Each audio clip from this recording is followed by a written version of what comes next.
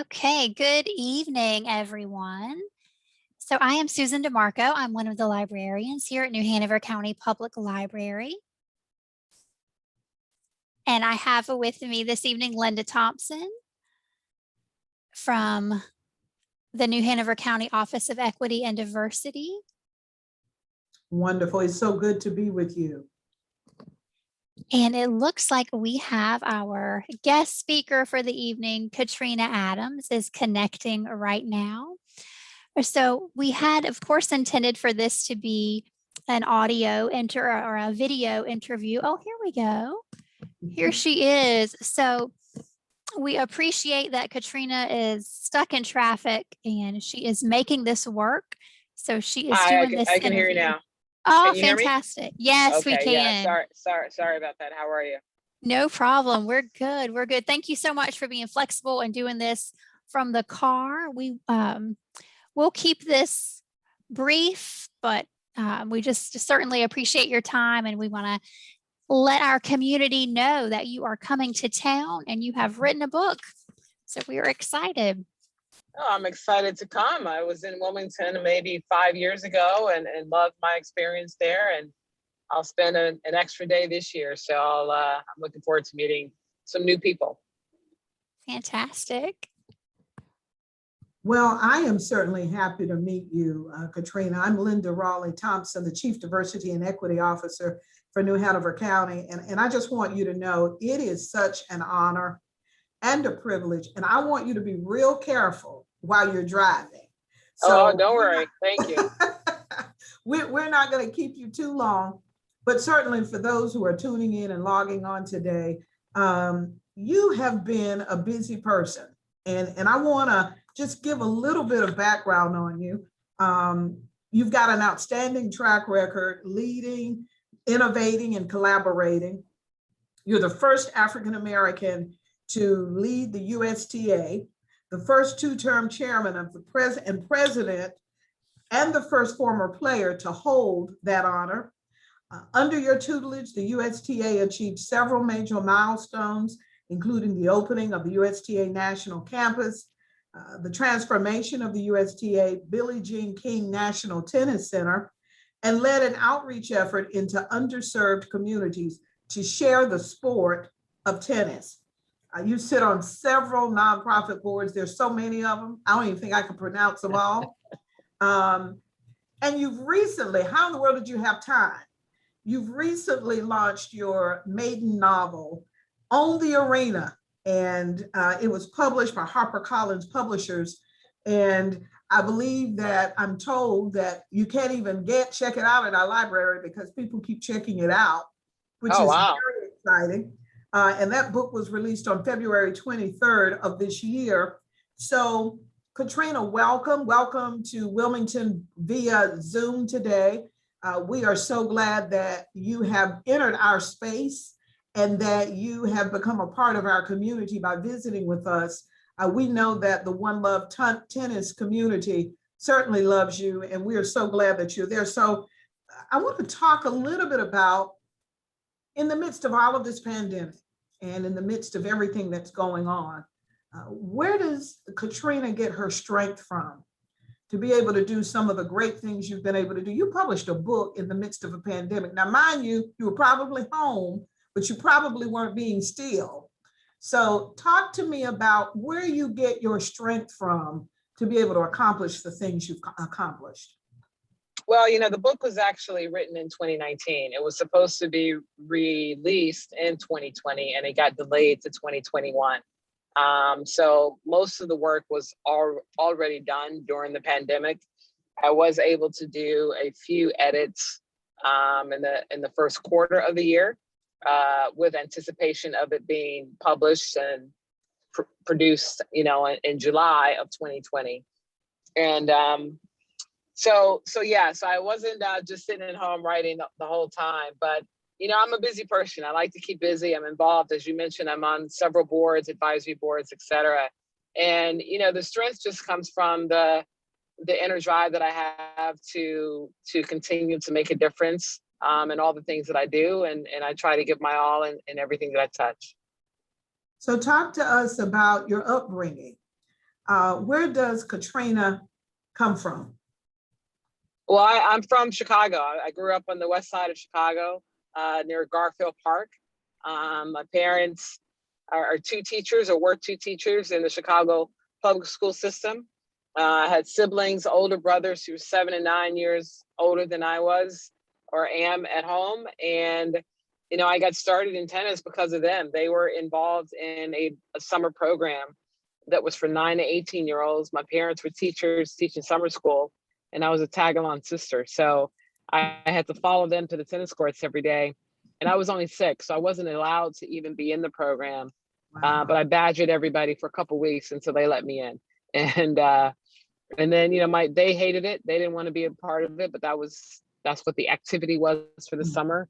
The Chicago, the Martin Luther King Boys Club, every summer had a different activity, and that particular summer was tennis. So I was lucky that I had a couple coaches that thought I had potential, that took me under their wing after the summer program, started taking lessons, joined another program during the fall after school and on the weekends.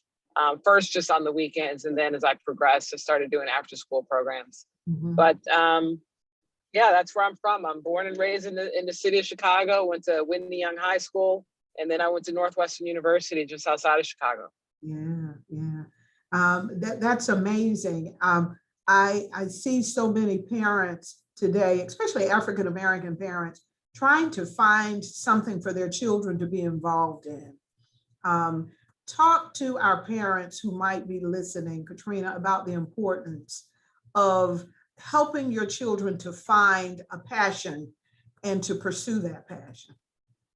Well, it's so important that, each child needs to have something to dream for. And, we always like to say that sports are an equalizer. It's great for, kids to get involved with. There's always a sport for them. Not every sport is for them, but, I'm an advocate for arts and literature and anything that can keep their minds busy and something that they can focus on. Through my sport of tennis, we've been very fortunate to have the life skills that are taught that are really teaching us to be leaders in life. Tennis teaches you how to build your self-confidence, self-esteem, how to be resilient, how to be self-driven, self-motivated, and, all the things that we need as adults and in the business world as we move forward. But anytime that the kids are focusing on whether it's arts, whether it's dance, whether it's literature, they have to focus. They have to give it their all, and they have to love it to want to keep doing it over and over and over again. And I think it's important that parents allow the kids to tell them what they love, more so than us as parents trying to tell the kids what we love for them. We should introduce them to multiple different sports and opportunities, but at the end of the day, the kid is going to shine in what he or she really enjoys doing. And that's where the focus should be spent most time. Yeah, that's so important. Thank you. Now to the book, Own Your Arena. It says own the arena, own the arena. Correct. Talk to me about the title of this book, because immediately it caught my eye. And I want to know what I need to do to own the arena. So tell me. Yeah. The arena can be any place. It can be an office, your home, the room that you're speaking in or meeting with people. It could be the board table or conference table, whatever that space is. That's the arena that you're in at that time.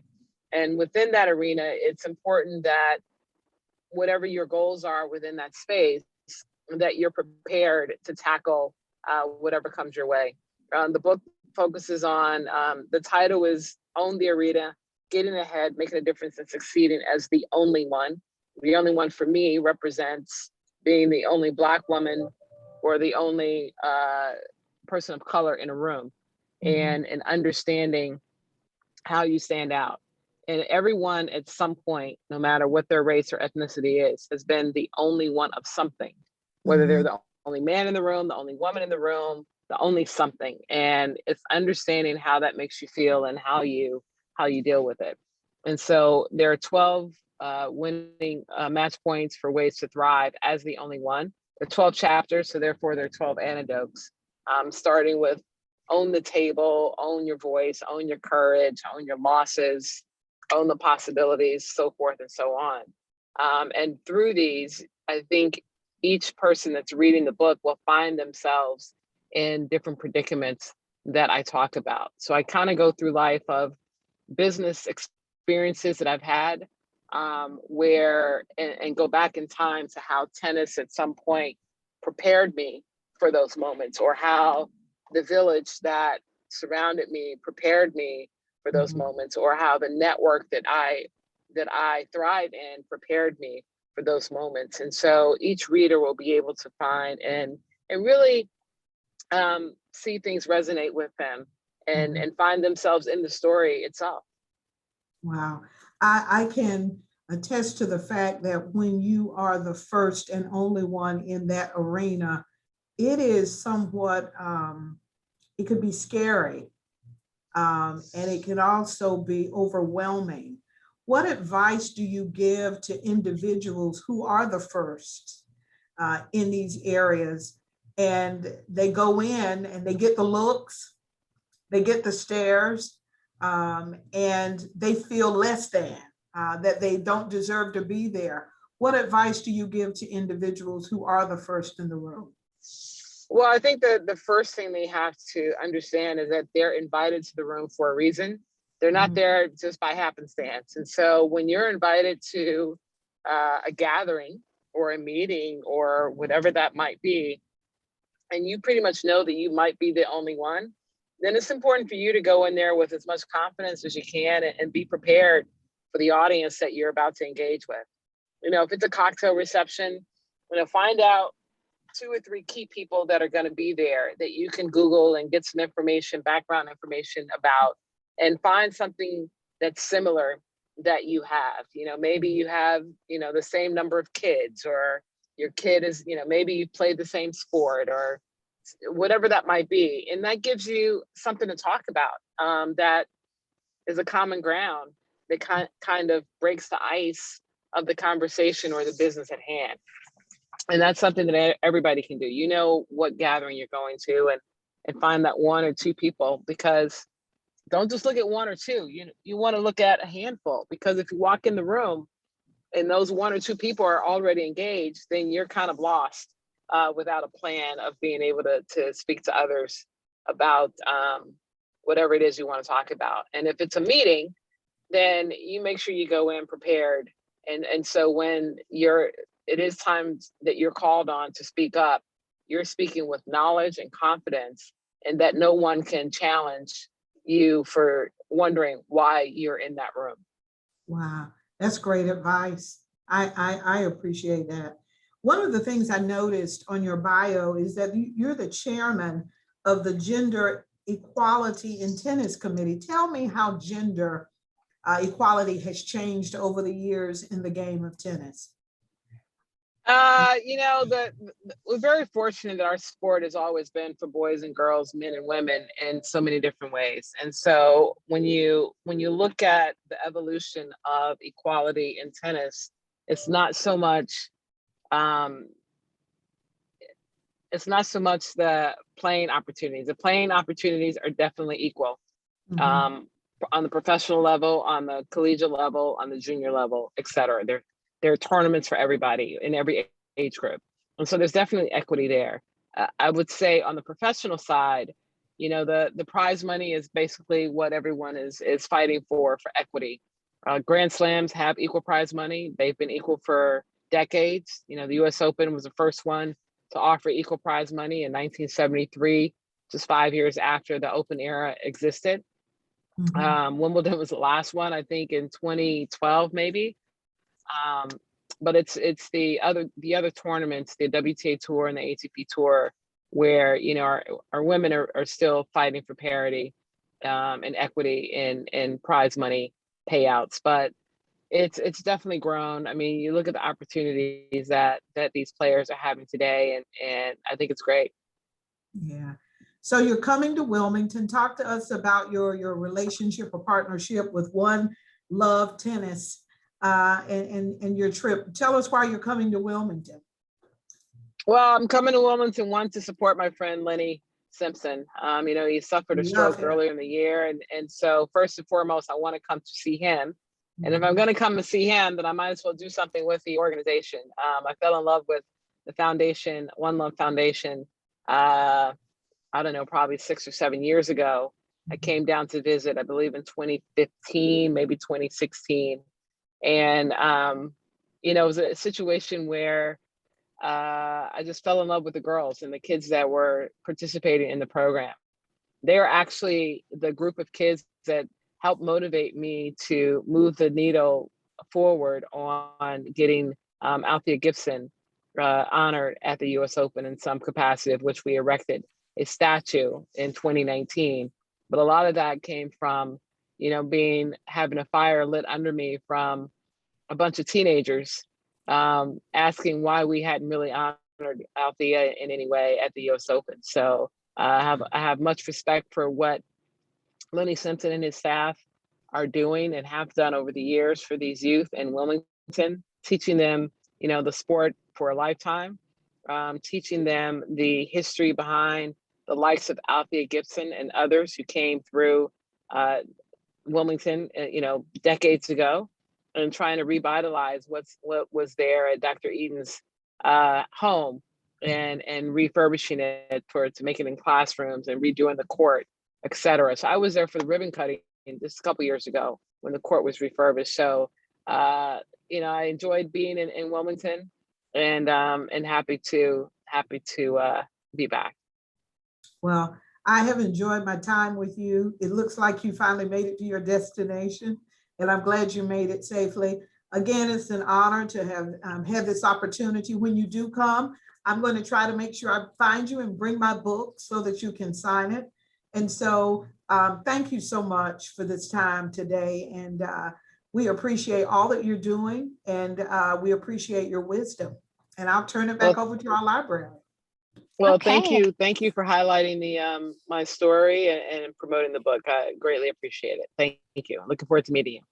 Wonderful. And I am excited. My daughter is a One Love tennis player. She is Oh, 7. wonderful. So she's been there for about a year. So that is how I found out that you were coming to town and was very excited. It's always great to see positive role models for young girls. So we're excited. She's going to be in your tennis clinic on Saturday morning. Great. So anyone else that wants to do that should check it out at onelovetennis.org. So thank you. And we look forward to meeting you on a Saturday. And for everyone else that's watching, the book is available to check out at some point when everyone will turn it back in. You can have a turn. I have not been able to check it out yet. So I will be buying my copy on Saturday. So again, thank you. And thank you, Linda. And I hope that you both enjoy the rest of your evenings. Thank you, ladies. Appreciate it. Thank you. Have a good Have a good evening. one. Thank you. Bye-bye. All right. Bye-bye. Bye-bye.